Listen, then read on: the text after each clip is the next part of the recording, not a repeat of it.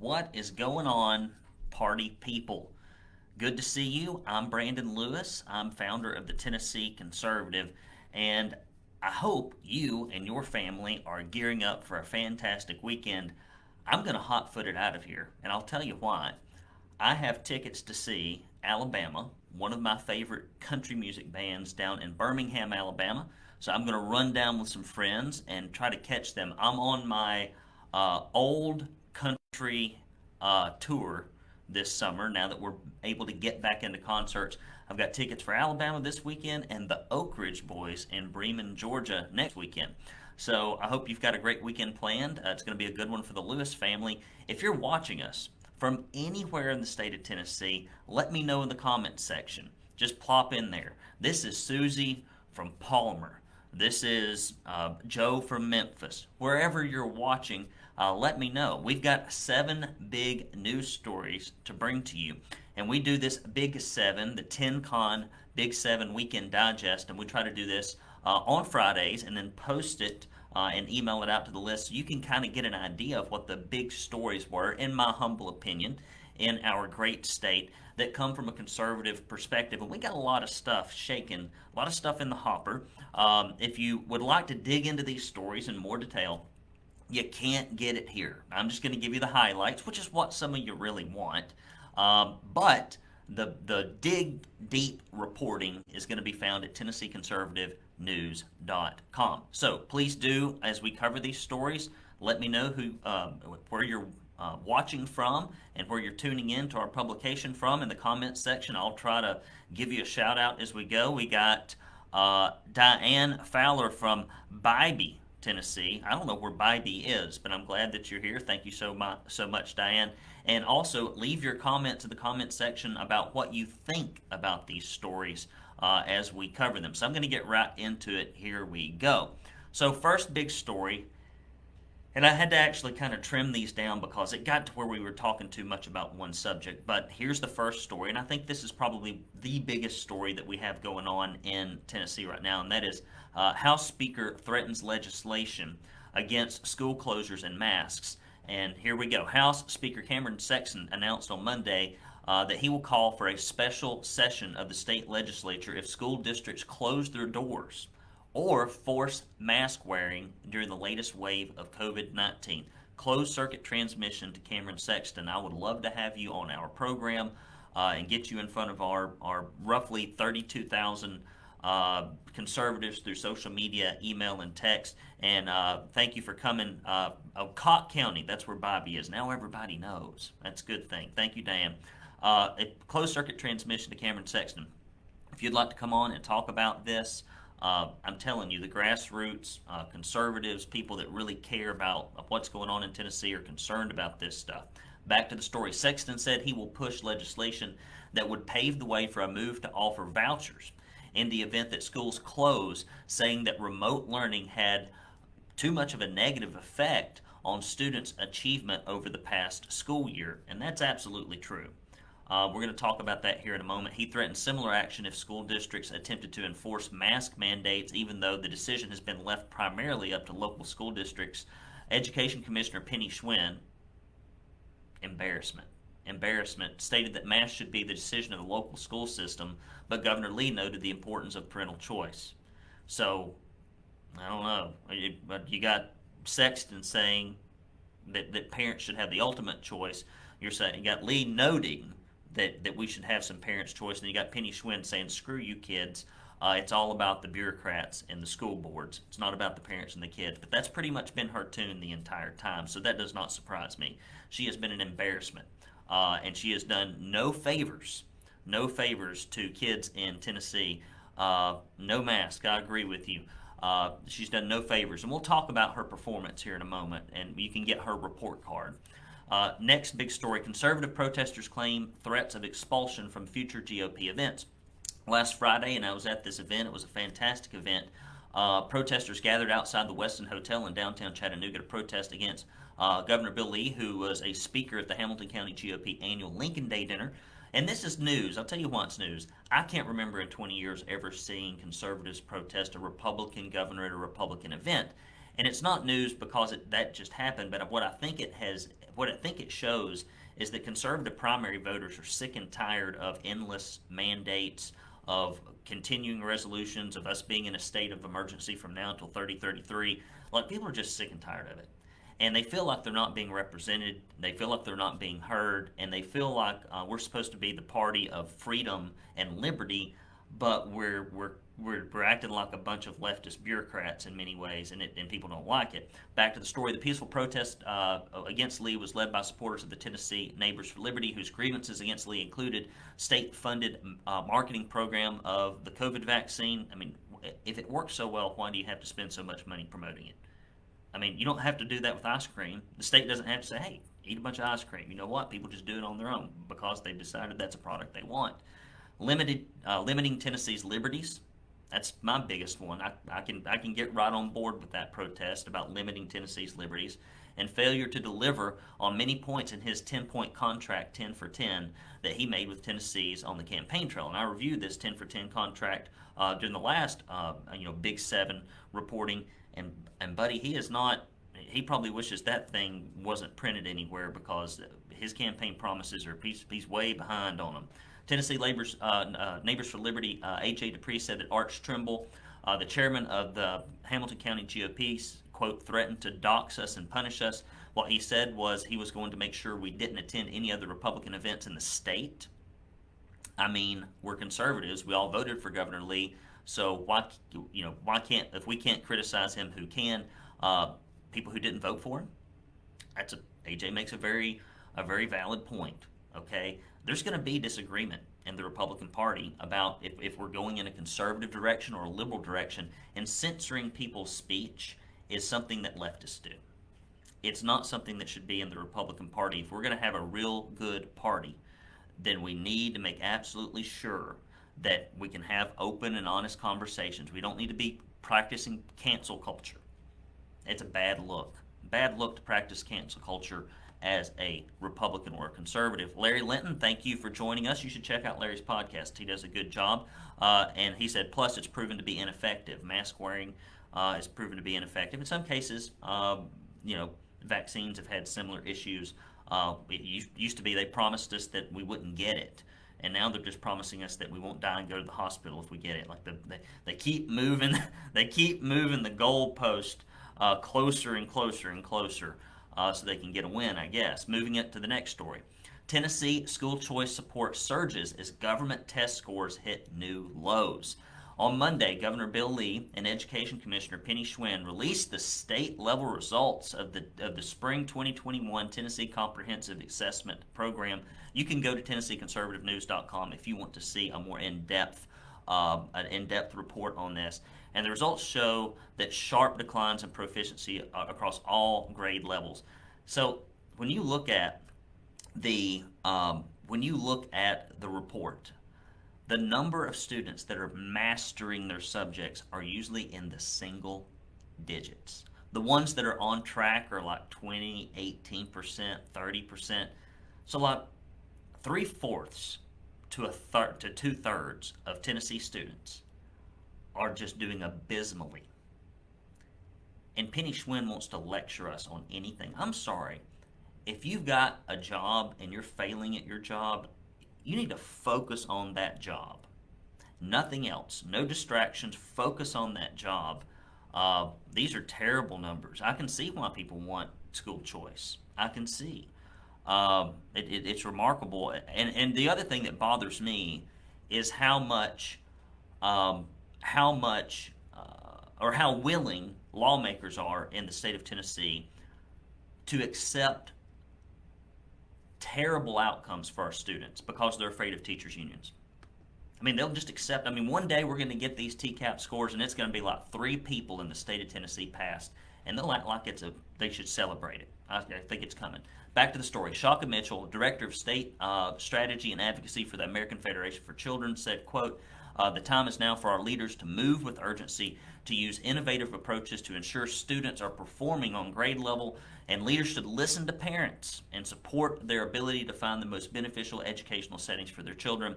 And Tennessee Director of Americans for Prosperity, Tori Venables, said, anyone who's talked to a parent in the last year can understand the challenges kids are facing and the need for more educational options beyond virtual school, which is not a school at all. Forcing kids into I said that, she didn't say that. Forcing schools into a one-size-fits-all system that mandates every student to learn at the same pace didn't work before, and it certainly doesn't work now. We know it doesn't work. Look at the test scores. The test scores are awful. Now, testing's not everything, but you can test basic arithmetic pretty well. You can test, can you read something and tell me what it says? Those are things that are, you can test, like, do you know any basic science facts? Our kids don't. Not at the grade level they should be. Now listen, we're bringing you stories that ain't nobody else gonna bring, and that's proper grammar, because I was educated in Alabama. And if you will go to TennesseeConservativeNews.com/support, then we will send you 2 proud Tennessee Conservative bumper stickers. These things are fantastic. They will annoy your liberal neighbors and relatives, and we'll also send you a directory of all your state representatives and senators. So when the legislative session gets back in place, or if Cameron Sexton calls a special legislative session, which I would be happy to see, if it gets school choice out there, you can contact them and tell them what you want them to do. And if you get $50 or more, you will get this proud Tennessee Conservative tumbler. Okay? Now, if you put Penny Schwinn's educational leadership in here, which is terrible and awful, and you put the lid on it and you shake it up and you turn it upside down, the kids in Tennessee might actually learn something, because this has magical properties. Mark my word. All right, TennesseeConservativeNews.com/support. Now listen, some of you are watching this and you've never given. You think somebody else is going to do it. I'm telling you, we got to get past this liberals give liberally and conservatives give conservatively, because I'm giving a lot of time and money here and I need your help, because I don't get paid to do this gig. It's something I'm doing because I think the mission is important. So, Christy Fraser, Sullivan County, no mask mandate. Thank you, Christy, for tuning in. Daryl Sellers, if masks work, why aren't the outsides covered with pollen? This is Tennessee. All right, moving back to the story.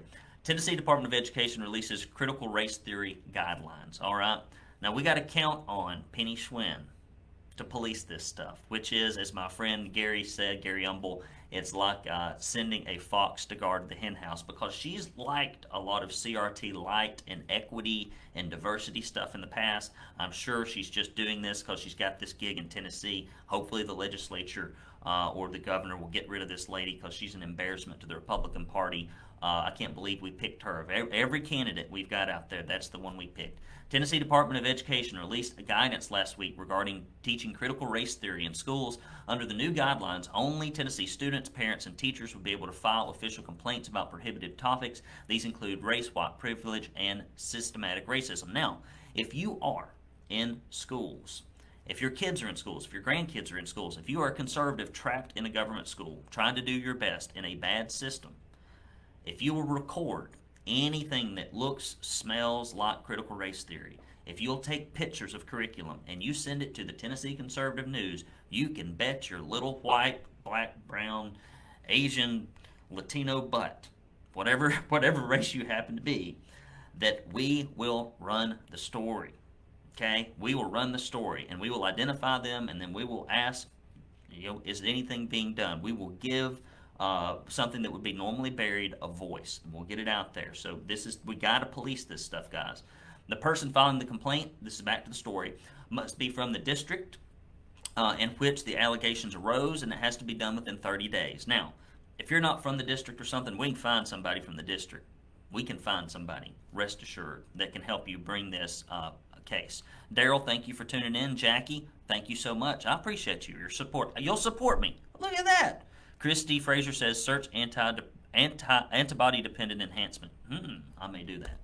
All right, the Department of Education released 11 pages of guidelines, and you can go back to the Tennessee Conservative News and see this, regarding critical race theory. In the new law, they lay out exactly what can and cannot be taught in Tennessee schools. Governor Lee stated it's important for the public to share their thoughts about critical race theory guidelines. He said, quote, we need to know what the public thinks about those guidelines, and we need to be very clear. Our legislature and the people spoke. We will not be teaching critical race theory in Tennessee, except in Tennessee universities, which are funded by taxpayer dollars, which they are afraid to do much with because they've got such a strong lobby This is a great first start, but I'm telling you, closed circuit transmission to the legislators out there, and if you know one, there's no reason why money should be going into any company, organization, or any type of educational institution in Tennessee that teaches this new racism. Our Chamber of Commerce in Chattanooga and many other Chamber of Commerces in metro areas, not to be confused with the good ones out in the rural areas that aren't affiliated with that big open borders Chamber of Commerce at the national level, they get all kinds of money for economic development, but they're teaching and promoting critical race theory. A lot of these corporations in Tennessee, very old, venerable corporations that give lots of money to Republican and Democrat lawmakers, are teaching critical race theory. If they get government money, it should be withheld if they teach this new racism. The Democratic Party loves racism. They loved it with the Ku Klux Klan. They loved it with segregation. They loved it with Jim Crow. And buddy, they just trot this stuff out every 20 years or so because you know what? It works politically to divide people and to make them identify based on race. It works. So I'll commend them for it working, but it's evil and it's wrong. And we don't need to be giving any taxpayer money to any organization, period, that teaches this claptrap. So, moving on to the next story, which could have been like 3 or 4 stories, but I shortened it down for you. Here it is. UTC, Hancock County Schools, Metro Nashville Schools all push mask mandates. I could read a bunch of stuff here, guys, but you know what the basic bottom line is this. These educational institutions and bureaucrats do not give a flying you-know-what about the taxpayers that fund them. They feel entitled, they feel like you're a bunch of idiots and bumpkins, and they're going to do whatever they want to. And you can kiss their you-know-what. That's what they think. Because so rarely do people stand up, push back, and hold them to account and make their lives miserable, because conservatives want to sit on the couch. And they don't want to spend any time or money, and they want to complain on Facebook and social media and hope things change. Well, it ain't going to change. We got to change it in the 2022 midterms in the state house and the state Senate so that we can get Republicans in there that will be more aggressive with these people. Thank you, Andy Todd, for tuning in for Cookville. Thank you very much. Thank you, Diane, for your comments here. We appreciate you. And it's just a mess. But I'll read this stupid story anyway. Sometimes I do the news and I don't even want to, but I have to. On August 2nd, the University of Tennessee at Chattanooga announced that to start the semester, they will be requiring mask wearing at the entire campus regardless of vaccination status. I wouldn't go to school there if I were a kid. I wouldn't. I'd tell them, give me my money back. According to their website, masks will be required in all UTC instructional spaces, University Health Services, Collins Street Annex, I'm not going to give you $20,000, $30,000, $50,000, $100,000 to spend half of my educational experience with a chin diaper on. I'm just not going to do it. You can have it. It's already overpriced. Secondary education is already overpriced, and people can't get jobs. And many of the degrees they get, and they've saddled them with all this student loan debt, and they teach all of this indoctrination stuff, and they're getting taxpayer dollars to do it. So the next one is August 3rd. Hancock County Schools announced that they would be the only school system in Northeast Tennessee to require masks. Hancock Director of Schools Charlotte Mullins, try to get this lady fired, said significant changes in local COVID data prompted our system to consider additional measures to protect the health and well-being of our students. Same things that didn't work the last time they were tried, apparently. Tennessee Health Commissioner Lisa Piercy, another winner, stated that decisions about the mask mandates are up to the local school districts. Tennessee Education Commissioner Penny Schwinn visited Shelby County. Boy, those Shelby County schools are really good, Penny. You're killing it over there. There got to be at least 3 kids that can read. Maybe 3. You might be able to find 3 kids that can read in Shelby County School right now. Terrible. After a last-minute push by a local educational group, Metro Nashville Schools, teachers' unions. Teachers' unions. Not your kids' friends. Not parents' friends. I'm not going to read the rest of this. Let's get on to something good. Here's some good news. You ready for some good news? Thank you, Ed and Debbie Williams, for joining us. Thank you so much. Tennessee farmer. Finally, some good news. Tennessee farmer gets another win in lawsuit against USDA. A federal judge has ruled Union County farmer Robert Holman. If anybody knows old Bob Holman, Robert Holman, I'd love to interview him. Okay, I don't know if anybody does. Lawsuit against the U.S. Department of Agriculture over COVID-19 relief funds directed toward non-white farmers will be heard instead of being delayed until there is a result in a similar case in Texas. Okay, that's what had happened. But Holman's case challenges a provision in the Americans Rescue Plan that allows for automatic loan forgiveness of up to 120% of farmers who are socially disadvantaged. Basically, you were born to a pair of parents in the right race. Black, Indian, Alaskan Native, Hispanic, Asian, Hispanic, whatever. So if you got the genetic lottery, it's crazy. And so they said that they would hear the case, and it's moving forward. And it says, when it comes to race discrimination, justice can't wait, said William Trackman, General Counsel for the Mountain States Legal Foundation, which is helping represent Holman. I'd like to talk to him too. I should probably reach out to him. The government hoped that it could put our equal protection rights on ice by trying to pause the case for what would have been years on end. And we're pleased to see that the federal government's attempt to halt the case completely was rejected by the judge. It's time for the government to end its efforts to resegregate us by race. Well, no flippin' you know what. Why? Why in the world are we trying to put new racism back in when we had just about gotten rid of it? I mean, we've essentially gotten rid of it in our country. Are there a couple of people in their parents' basements that are white supremacists somewhere? Yeah. Do they have any cultural sway? Do they have any money? Do they have any power? No. But this is what we're going to focus on. This is what we're going to focus on. And say we look forward to litigating this to its conclusion. And I hope it's terrible. It's terrible when your own government is racist. And then they point at everybody else saying that they're the racist ones. Now, this is the textbook definition of functional racist. This other stuff is just imaginary racism that y'all dream up in order to help you perhaps win elections or to guilt people into admitting things that aren't true. Here's another one. Another good, and I think it's a mixed story, and I'll tell you why I think it's mixed. U.S. Court of Appeals upholds Tennessee's abortion waiting law.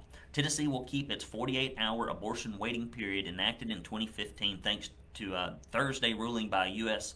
Sixth Court of Appeals. In October, Middle Tennessee District Judge Bernard A. Friedman ruled a law to be unconstitutional. He said the state failed to prove that the waiting period actually protected fetal life. The full appeal courts later ruled in April that the law would remain in effect through an ongoing appeal. They met again in June to hear the argument about the waiting period, ultimately deciding that the claims filed against the law could not be substantiated. Now, this is a good thing, right?